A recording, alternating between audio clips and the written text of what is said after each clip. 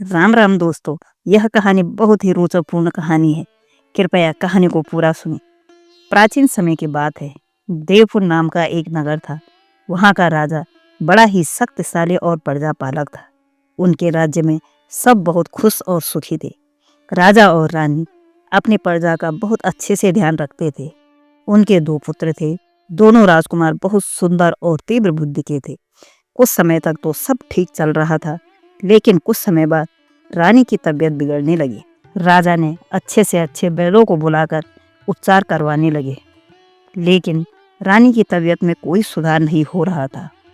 एक दिन रानी बाहर आंगन में लेटी हुई थी, तो वही पेड़ पर एक चिड़िया का घोंसला था।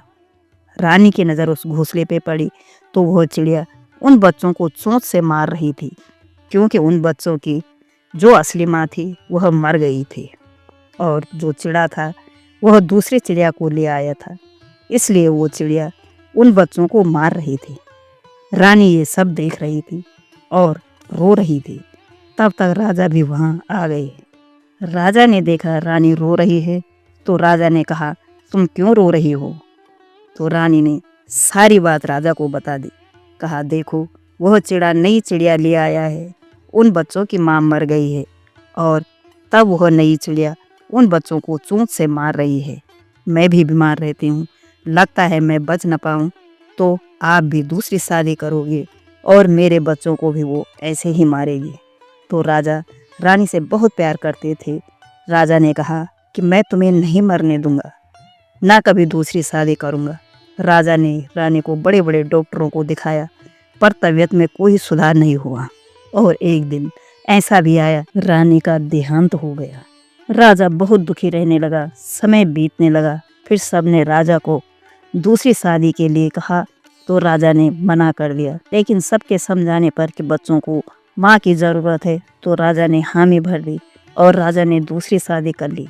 पर राजा ने अपने दोनों बच्चों के लिए एक अलग महल बनवा दिया और दोनों बच्चों के लिए सारी सुविधा वही करवा दी, ताकि उनकी सौतेली माँ उन राजकुमारों पे कोई अत्याचार न कर पाई। और रानी को ऐसा कुछ नहीं बताया कि मेरे दो लड़के हैं। जब दोनों राजकुमार बड़े होने लगे, एक दिन दोनों खेलते खेलते वही आ गई जहाँ रानी रहती थी। रानी उस समय अपने कक्ष में अपना श्रृंगार कर रही थी और राजा अपने राजसभा में जा रखे थे। तब रानी ने उन राजकुमारों को देखा तो देखते ही रह गई। अब वह दोनों राजकुमार बड़े बड़े हो गए थे। रानी ने पूछा, तुम कौन हो और तुम्हारा क्या नाम है? तो बड़े राजकुमार ने कहा, मेरा नाम रूप है और ये मेरा छोटा भाई बसंत है। रानी रूप को देखकर उस पर मोहित हो गई। रूप ने कहा कि हम दोनों राजा के लड़के हैं और आप तो हमारी माँ हो। यह सुनकर रानी आग बबूला हो गई, क्योंकि राजा ने रानी को इसके बारे में कुछ भी नहीं बताया था। तो रानी को बहुत गुस्सा आया। जब राजा घर पे आए तो रानी क्रोध से भरी हुई थी। राजा समझ गए कि आज जरूर कुछ न कुछ हुआ है। उन्होंने रानी को बड़े प्यार से पूछा कि क्या हुआ, ऐसे नाराज क्यों हो रखी हो? तो रानी ने कहा कि आपने मुझसे यह बात क्यों छुपाई कि मेरे दो लड़के हैं। राजा कुछ कह न पाए, लेकिन रानी ने आदेश दिया कि इन दोनों राजकुमार को मार दो, नहीं तो मैं ही मर जाऊंगी। तो राजा ने कहा कि ऐसा क्या किया इन राजकुमारों ने जो आप उनको इतनी बड़ी सजा देने को कह रही हो? तो रानी ने सारा झूठा इल्जाम राजकुमार रूप पे लगा दिया और कहा कि इसकी गंदी नज़र मुझ पे है। रूप ने बहुत सफाई दी कि आप तो हमारे माँ हो, ऐसा क्यों बोल रही हो? पर वह रानी अपनी जिद पे अड़ी रही, क्योंकि सौतेली माँ जो थी। राजा ने सिपाहियों को आदेश दिया कि इन दोनों को इस राज्य से निकाल दो। तो सिपाहियों ने दोनों भाइयों को राज्य से निकाल दिया। जब दोनों भाई चलते चलते बहुत दूर निकल गए और रात होने लगी, तो जंगल में दोनों भाइयों ने सोचा कि अब थकान भी लगी है, भूख भी लगी है और रात भी हो गई है। उनको सामने ही एक बरगद का पेड़ दिखाई दिया। उन्होंने सोचा कि आज यहीं पर इसी पेड़ के नीचे विश्राम करते हैं। जब रात काफ़ी हो गई थी, तो उस बरगद के पेड़ पर एक तोता और एक मैना बैठे थे। दोनों आपस में बातें कर रहे थे कि जो कोई मैना बोल रही थी, जो मुझे मारकर खाएगा वह एकदम राजा बन जाएगा। और तोता ने बोला कि कि जो मुझे खाएगा वह बहुत परेशानी उठाने के बाद राजा बनेगा। उन दोनों की बात बड़ा भाई रूप सुन रहा था। उसने सोचा, मैं इन दोनों को मार देता हूँ और मैना को मैं अपने भाई बसंत को दे दूंगा ताकि वो जल्दी से राजा बन जाएगा, और मैं तोता को खा लूँगा। मैं मुसीबत भी उठाऊंगा तो कोई बात नहीं। जब सुबह हुई तो रूप ने तोता और मैना को मार लिया और 2 पत्ते में बनाकर रख दिया और बसंत को उठाया। दोनों हाथ मुंह धोने के लिए थोड़ी दूर पे एक नदी थी, वहाँ पे गए, लेकिन जब लौटे तो रूप भूल गया कि किस पत्ते में तोता है और किस में मैना। तो मैना को तो रूप ने खा लिया और तोते को बसंत ने। फिर दोनों वहाँ से आगे चलने लगे। जाते जाते उन्हें रात हो गई तो उन दोनों भाइयों ने सोचा कि फिर दूसरी रात भी हमें जंगल में ही गुजारनी पड़ेगी। वहीं पास में एक पीपल का पेड़ था। दोनों उस पेड़ के नीचे बैठकर आराम करने लगे और वहीं पर रात गुजारने का मन बना लिया। भाई रूप सोता तो छोटा भाई बसंत पहरा देता, और छोटा भाई सोता तो बड़ा भाई रूप पहरा देता। उस समय छोटा भाई बसंत सो रखा था, लेकिन वही पेड़ से कहीं से एक सांप निकला और बसंत को काट दिया। इस बात का रूप को पता ही नहीं चला। उसने सोचा कि शायद 2 दिन से थका हुआ है तो गहरी नींद में सोया है। लेकिन जब सुबह हुई और बसंत को उसने उठाया तो वह नहीं उठा। उसने जब रूप ने देखा तो वह मरा हुआ था। रूप बहुत रोने लगा। उसने सोचा कि मैं अब क्या करूं, इस जंगल में तो कौन हमारी मदद करेगा। दूर उसे एक राज्य दिखाई दिया। रूप ने सोचा कि अब वहीं जाकर मैं किसी की मदद लेता हूँ और इसका अंतिम संस्कार कर दूंगा। लेकिन किस्मत को कुछ और ही मंजूर था। इस राज्य में रूप गया। उस राज्य का राजा का कुछ ही समय पहले देहांत हो रखा था। वहाँ के लोग किसी नए राजा की तलाश में थे।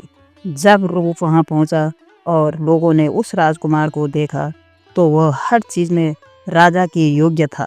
तो उन्होंने निर्णय किया कि अब इसी को यहाँ का राजा बनाएंगे, और वहाँ रूप को वहाँ का राजा बना लिया।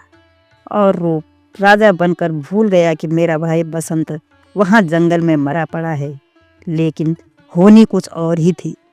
उसी समय शिव जी और पार्वती धरती पर भ्रमण कर रहे थे तो पार्वती जी की नज़र बसंत पे पड़ गई।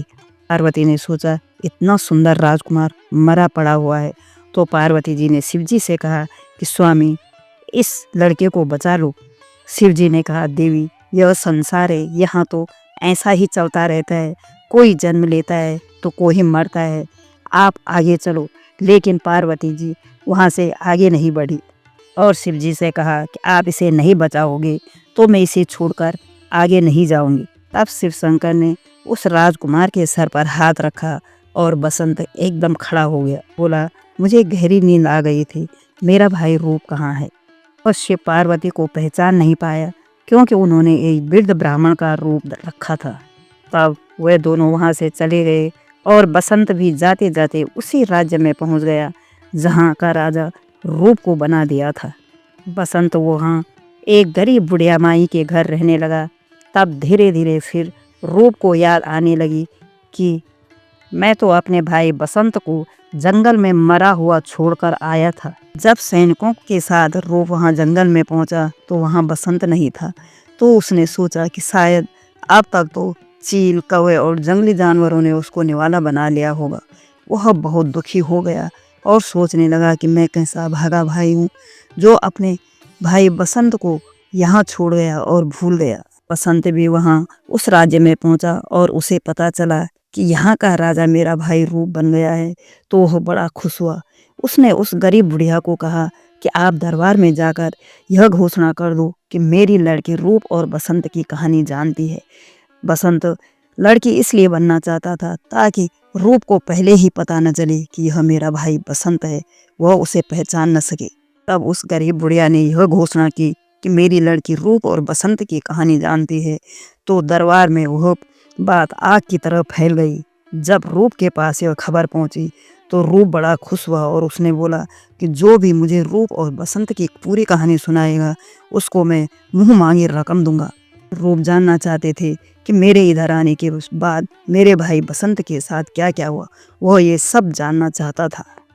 उस बुढ़िया को राजसभा में बुला लिया गया और कहा कि ठीक है, आप अपनी लड़की को बुलाओ, हमको वो कथा सुननी है।